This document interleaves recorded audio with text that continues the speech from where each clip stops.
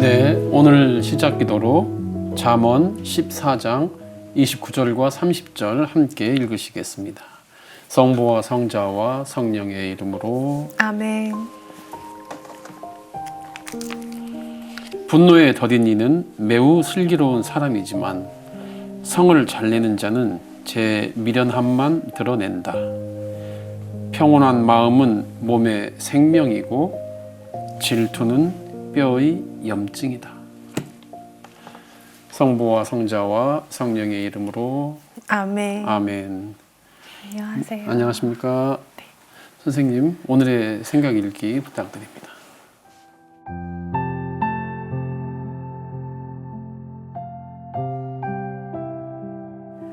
비교 금지, 시기와 질투에 대하여. campeche에는 바다의 연인이라는 아름답지만 슬픈 전설이 하나 있습니다. 옛날에 아주 아름다운 소녀가 매일 바닷가에 나와 산책을 즐겼는데 바다까지도 그녀의 아름다움에 반해 사랑에 빠졌습니다. 어느 날 젊고 잘생긴 선원 하나가 campeche에 하선하게 되었습니다. 그녀와 선원은 사랑에 빠졌습니다. 그 소녀는 더는 바닷가에 나가지 않고 젊은 선원과 함께 지냈습니다. 선원은 꼭 다시 돌아오겠다는 약속으로 입맞춤을 한 뒤 바다에 나갔습니다. 바다의 질투는 분노로 바뀌어 풍랑을 일으켰고 선원은 소녀에게 돌아가지 못하고 죽었습니다. 소녀는 오늘도 바다를 바라보며 선원을 기다리고 있습니다. 질투는 사람들이 느끼는 가장 보편적이고 뿌리가 깊은 감정입니다. 심리적인 차원에서 분석해 본다면 질투는 내 마음에 드는 이성에게 선택받고 싶다는 본능과 맞닿아 있는 생존 기제입니다.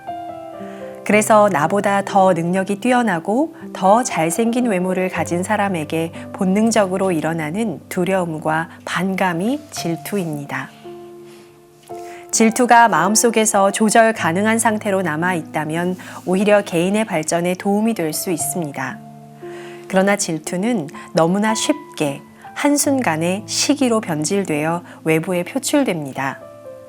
분노로 바뀌어 외부에 표출된 시기는 이미 우리가 조절하기 어렵습니다. 바다의 시기가 분노로 바뀌어 젊은 선원을 죽인 것과 같습니다. 나의 사랑하는 친구들이여, 다른 사람과 비교하지 마십시오.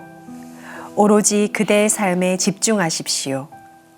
그대가 하느님으로부터 받은 선물들을 즐기십시오.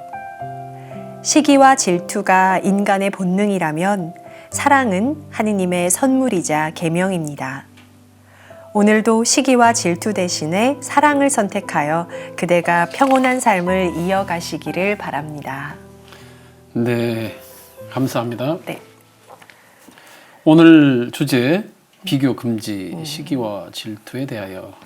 이 주제를 선정한 이유는요. 네. 지난 대림 시기 때 이제 본당에 나가서 판공을 여러 채 듣게 됐죠. 네.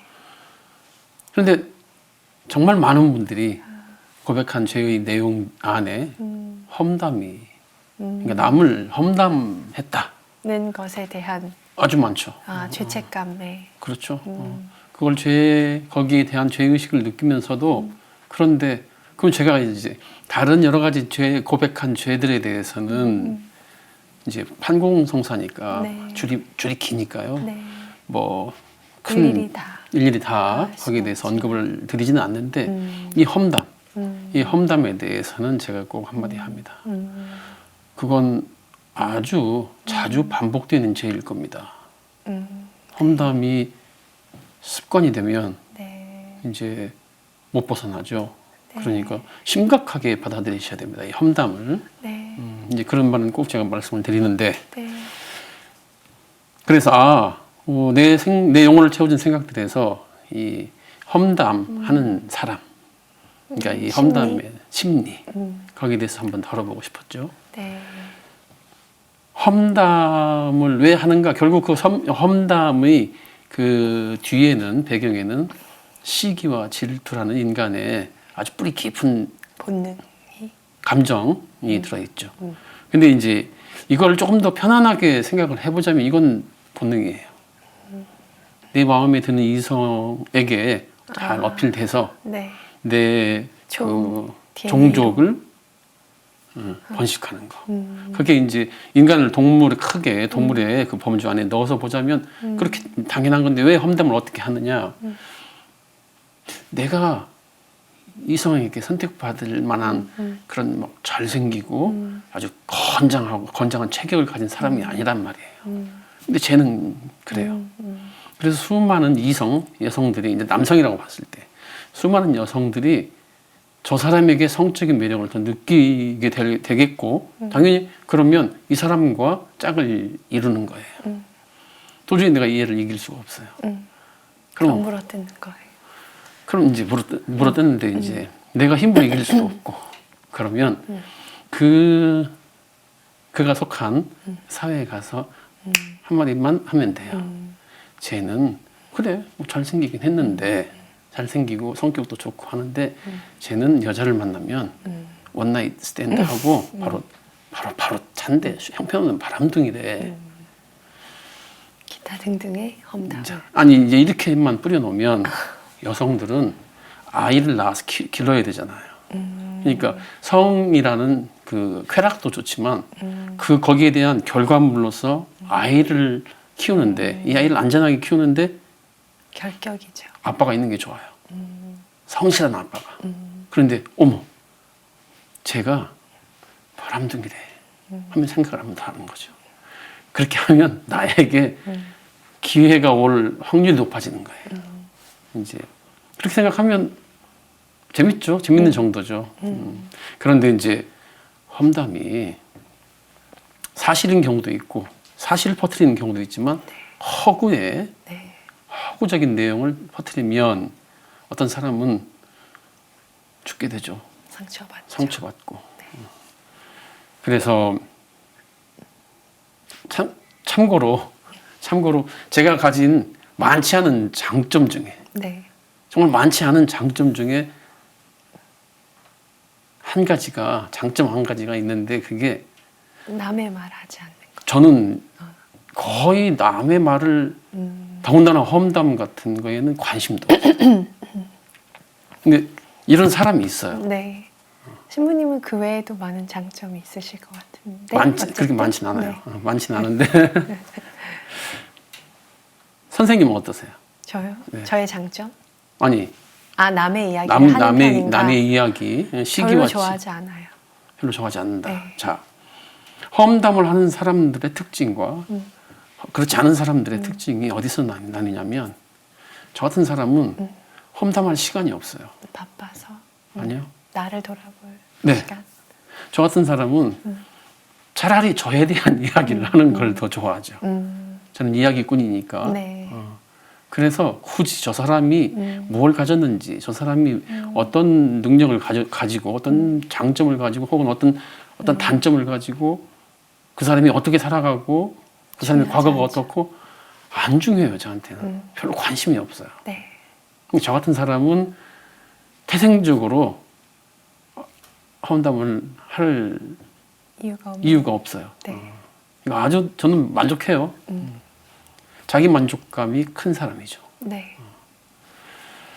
일상에서는요, 시기와 질투라는 걸 거의 뭐 구별 없이 그냥 사용하고 있죠. 네. 시기와 질투는 거의 그냥 같은 뜻으로 쓰는데, 네.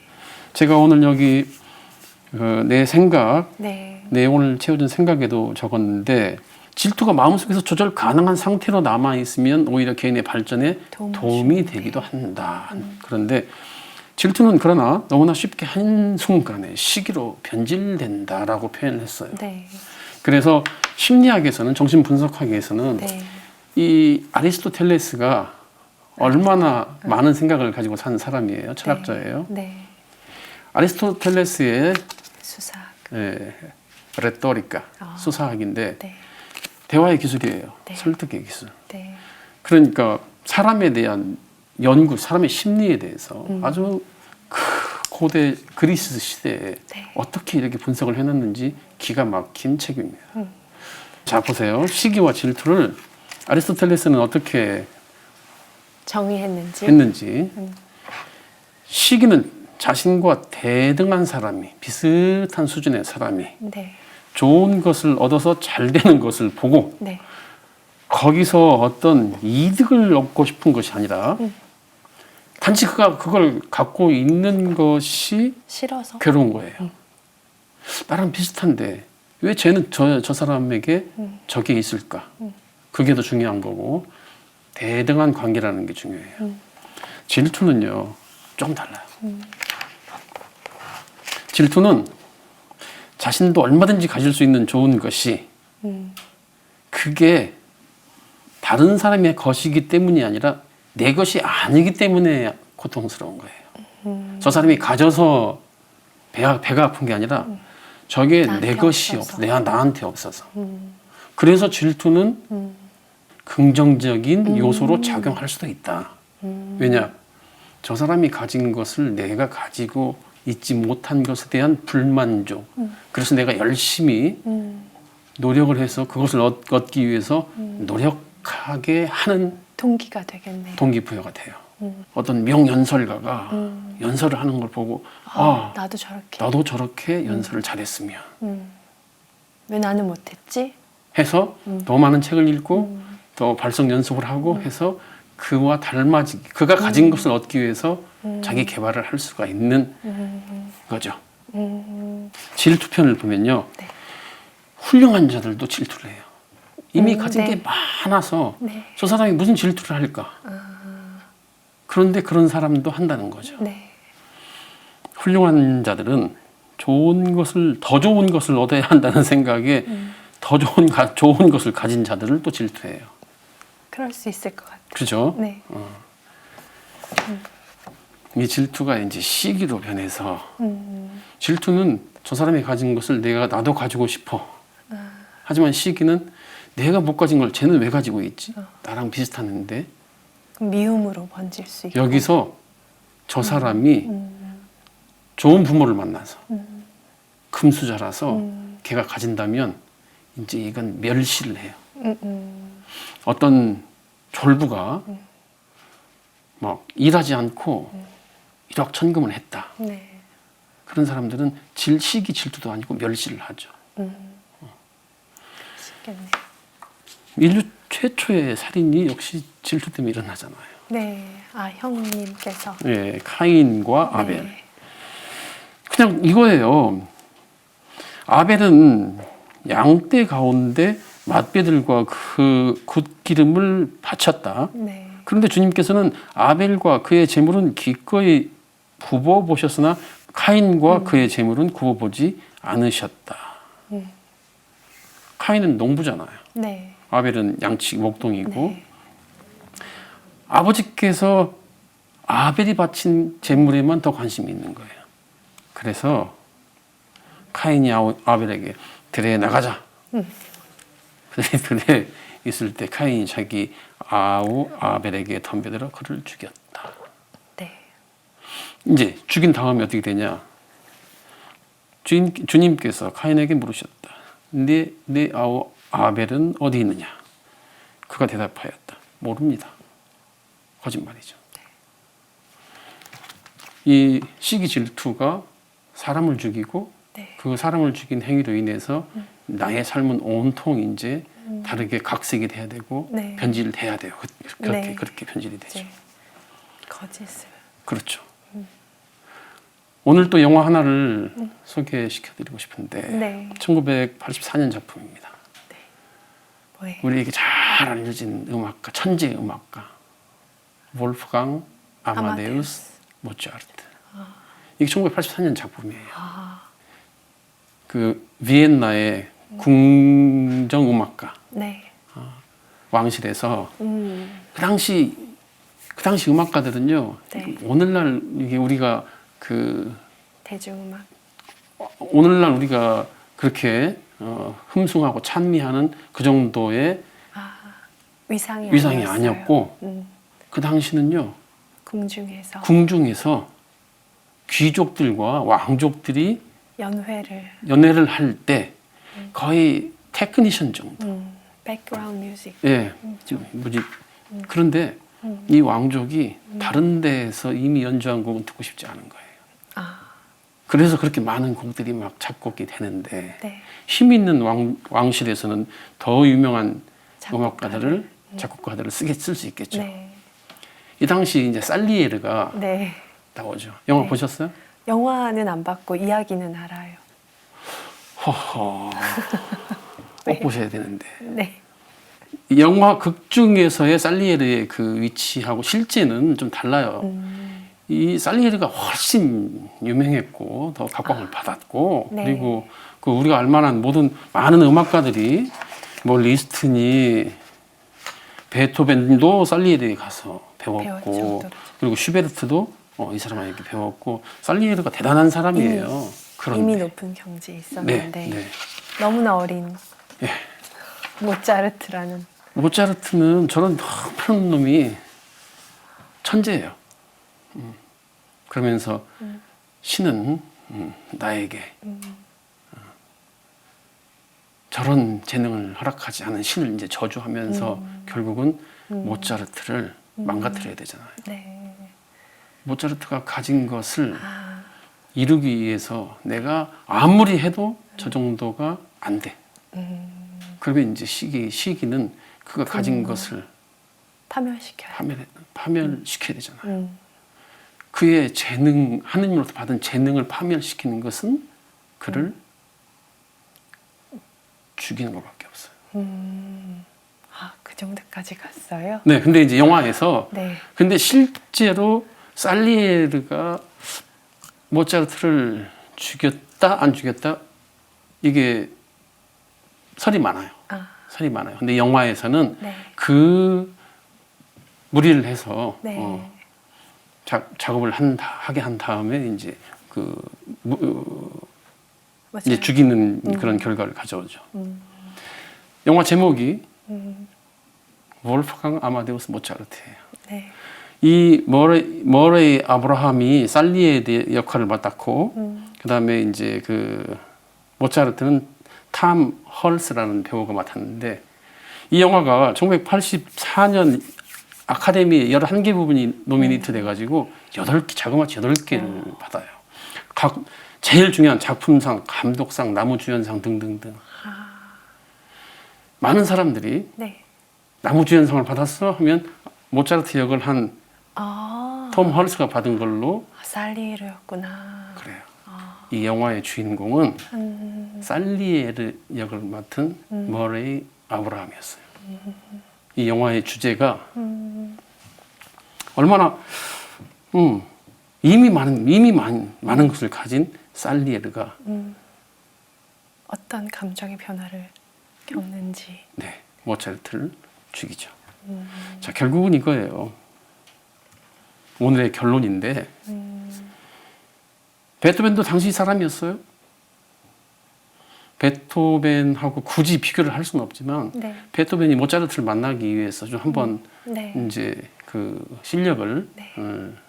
좀 보고 네. 또 배울 게 있으면 배우고자 베토벤은 조금 가난했거든요. 네. 가서 만났다는 설도 있고 뭐 그런데 베토벤은 모차르트에 대해서 시기와 질투하는 대신에 자기에게 집중하고 더 열심히 해서 귀가 안 들리는데 그 수많은 교향곡들을 네. 만들어내죠. 네. 하지만 살리에르는 모차르트와 비교하는 순간 끝났어요. 네. 그의 음악가로서의 삶이, 네. 재능과 삶이. 그러니까 비교하는 그래서 감정. 비교 금지. 비교하는 순간 불행해져요. 도움이 안 되는 감정. 네. 그럼 신부님, 험담하지 않고 시기와 질투라는 감정에서 건강하게 벗어나는 그런 방법이 무엇입니까? 뭘까요? 하나밖에 없어요. 나에게 집중해라. 내 자신과 타인을 비교해서도 안 되고 네. 내가 사랑하는 어떤 사람과 다른 사람을 비교해서도 안 돼요. 네. 많은 실수를 하는 게 내 아이와 남의 집 아이를. 야 누구 집에는 수학 100점 맞았다더라. 너는 98점이 뭐니? 98점만 돼도 비교 안 할 거는. 안 돼, 그 정도면. 그래서 농담이고요. 네. 우리 한국 사람들은 겸손이라는 덕목을 굉장히 중요시 생각하죠. 네. 교만한 사람은 건방진 사람은 벌써 이 말에는 경멸의 뜻도 담겨 있고 네. 온갖 부정적인 게 다 들어 있어요. 네. 교만. 네. 그런데 이제 겸손이라는 것이 네. 자신을 과장해서 드러내지 않는 것 정도. 까지만. 그러면 자기가 어떤 재능을 가졌는지, 그건 확실히 자기의 드러낼 수 장점이 있어야죠. 무엇인지를 알고 있고. 적어도 살펴서 알고는 있어야 되잖아요. 네. 그런데 자기에 대해서 드러내는 것을 꺼리기까지 하면 꺼리니까 그것은 겸손이 아니죠. 그건 겸손이 아니죠. 자신에 대한 무지죠, 무지. 자기 자신이 가진 것을 과장해서 세상에 드러낼 필요도 없지만 그렇다고 자기가 이미 가진 것을 모르고 하루하루를 과소평가하거나 모르거나 자기에 대한 이해 부족이죠. 이런 사람들은 틀림없이 남의 일거수일투족에 관심을 집중하죠. 뺏길 수밖에 없어요. 그래서 여기서 질문 한 가지 드리겠습니다. 네. 선생님께서 가진 네. 재능, 탤런트 혹은 장점은 무엇이에요? 저의 탤런트는 네. 말하고 쓰는 게 아닌가. 말하는 거, 쓰는 거. 신부님이랑 비슷한 것 같아요. 좋아해요. 저도 그래. 예. 예. 저는 얼마 전까지만 해도 제가 노래를 좀 잘하는 줄 알았어요. 네. 왜 웃으세요? 아니요. 좋은. 네. 저는 제가 이제 저 같은 사람은 이번에 지난번 성탄 특집 네, 네. 음악회 했잖아요. 네, 또 네. 그 전에 부르심을 네, 네. 부름받은 나의 영혼아 한 번 더 불러주셨죠. 노래 불렀잖아요. 네. 주위 분들이 선생님 신부님 목소리가 너무 청아하고 맑고 너무 노래 듣기 좋았어요. 저는 그러죠. 자매님 그러지 마세요. 저같이 자존감이 쓸데없이 높은 사람들은 진짜인 줄 알아요. 그랬더니 어머 그럼 안 해야 되겠네요. 진실이 아니었어요?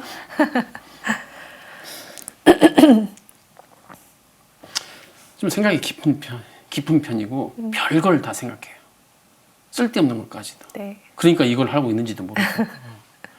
그리고 생각한 걸 저도 글로 적어보는 것을 또 좋아하고 또 같은 경험을 하고 난 뒤에 저는 그 상황을 묘사하고 그 상황을 가지고 이야기를 만드는데 타고났어요. 그래서 신부님의 이 시간이 저에게도 너무너무 좋은 시간이에요. 잘 맞아요. 그러지 마시라니까요. 저는 저같이 자존감이 쓸데없이 높은 사람은 그대로 믿는다니까요. 저는. 사실이에요. 네. 그리고 재능이 너무 많나요? 암기력이 그리고 기억력이 정말 좋아요. 저는. 그러실 것 같아요. 그래서 몇 개 국어를 하시고. 근데 이제 그건 또 나머지 다른 거예요. 다른 거예요? 네. 네. 외국어를 아주 쉽게 배워요. 네. 스트레스 일도 없이 그냥 잘 빨리빨리 습득을 하는 편이고 암기력이 좋고 또 그게 오래 가니까 기억이 오래 가니까 제 별명이 별걸 다 기억하는 남자예요. 스님 제가 언제 어디서 봤는데요? 신부님 저는 처음 봤는데. 수녀님 저 한 20년 전에 수원 교구청에서 일하지 않으셨어요? 예, 맞아요. 그때 제가 수원 교구청 2층에서 1층으로 내려가고 있었고 수녀님은 1층에서 2층으로 올라오고 있었어요.